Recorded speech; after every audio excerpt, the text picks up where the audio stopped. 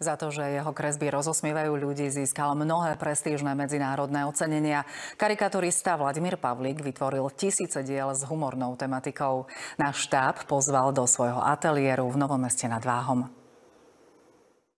Dáma ako dážnik, vychádzka rodiny, ľúbi ma, nelúbi ma, čelista, pitbull a jeho trofeje. Vladimír Pavlík kreslí karikatúry od strednej školy. Najskôr mu boli inšpiráciou profesori, teraz čerpa námety z bežného života. A to už viac ako 50 rokov. Kresleného humoru to sa nedá vyčísliť, to sú 10 000, 100 000, to je v podstate, to nepočítam. Tých obrazov som spravil vyše okolo 150-200. Umelec tvorí na všetky motívy, okrem politického diania. Tu sa pozeráte na prasiatko, ktoré uniklo zabíjačke uprostred cánkovačky. Ďalší obraz zachytáva pokrok doby, ako už ani anjeli nie sú v nebi sami, ale lietajú medzi družicami. Nechýba ľudská pretvárka. To je chameleón. V podstate je to nejaký tribún, ktorý prednáša publikum svojim priaznivcom.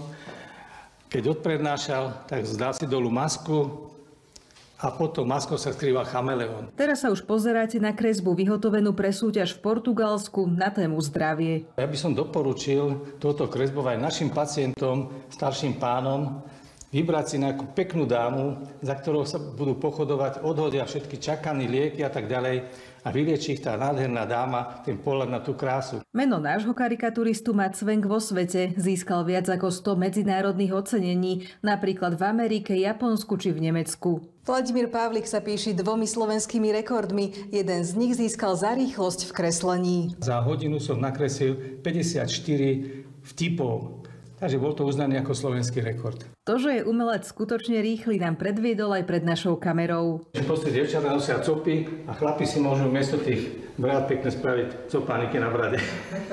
Takúto kresbičku minúta, 2 minúty mi trvá. Ale samozrejme ten námet už musím mať vymyslený v hlave.